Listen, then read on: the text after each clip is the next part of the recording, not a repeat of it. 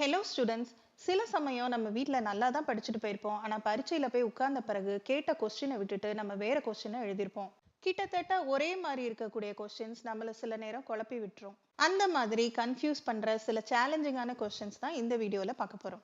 இதுல ஃபர்ஸ்டா நம்ம பார்க்க போறது electric dipole, axial line, equatorial line. நல்லா படிக்கிற ஸ்டூடெண்ட்ஸுமே ஒரு சில நேரம் இந்த கொஸ்டினை மாற்றி எழுதி வச்சிருவாங்க. எந்த கொஸ்டினா இருந்தாலும் அது நம்ம கன்ஃபியூஸ் ஆகாம இருக்கணும்னா ஃபர்ஸ்ட் நமக்கு தேவை ஃப்ரீக்வெண்ட் ரீகாலிங். அடிக்கடி நம்ம ரிவைஸ் பண்ணிட்டே இருந்தோம்னா அந்த கொஸ்டின் நமக்கு மறக்காம இருக்கும். இது ஃபர்ஸ்ட். அடுத்தது நம்ம ஒரு சில ட்ரிக்ஸ் ஞாபகம் வச்சுக்கலாம். அந்த ட்ரிக்ஸ் எவ்வளவு சில்லியா இருந்தாலும் பரவாயில்ல, நமக்கு அந்த கொஸ்டின் ஞாபகம் இருக்கணும், அவ்வளவுதான். டயக்ராமை விட நம்ம ரொம்ப கன்ஃபியூஸ் ஆகிற ஒரு விஷயம் இந்த ஆர் மைனஸ் ஏக்கு ஸ்கொயர்டு வெளியே வருமா உள்ள வருமா அப்படிங்கிறது தான். ஆக்சியல் லைனுக்கு ஸ்கொயர் வெளியே வரும், ஈக்வேட்டோரியல் லைனுக்கு நம்ம உள்ள இண்டிவிஜுவல் ஸ்கொயர் போடுவோம். ஆருக்கு ஒரு ஸ்கொயர், ஏக்கு ஒரு ஸ்கொயர். இதை எப்படி ஞாபகம் வச்சுக்கலாம்?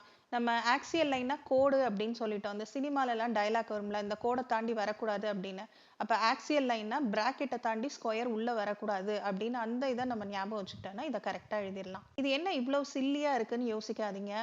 இந்த மாதிரி சொல்லி ஞாபகம் வச்சு பாருங்க, கண்டிப்பாக உங்களுக்கு அடுத்து இந்த கொஸ்டின் மறக்காது.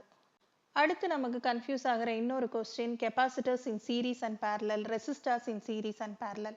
இதுலையும் நம்ம ஈக்குவேஷனை மாற்றி எழுதுறதுக்கு சான்ஸ் இருக்கு.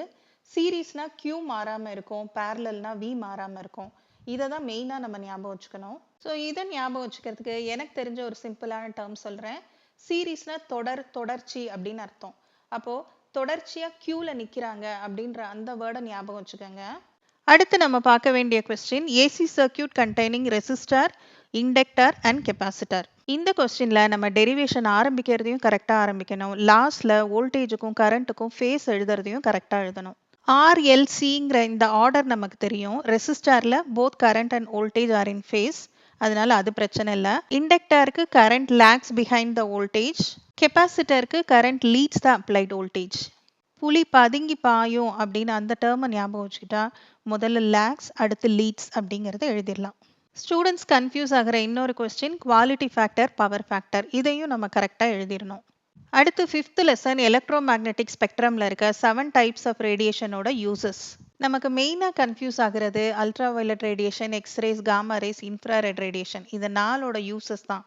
அடுத்த கொஸ்டின் 6th லெசன்ல வர mirror equation, lens equation. Final ஃபார்முலாவில் 2 ஈக்குவேஷனுக்கு ஒரு ப்ளஸ் மைனஸ் டிஃப்ரென்ஸ் தான் வரும். அதை கரெக்டாக நம்ம நோட் பண்ணிக்கணும்.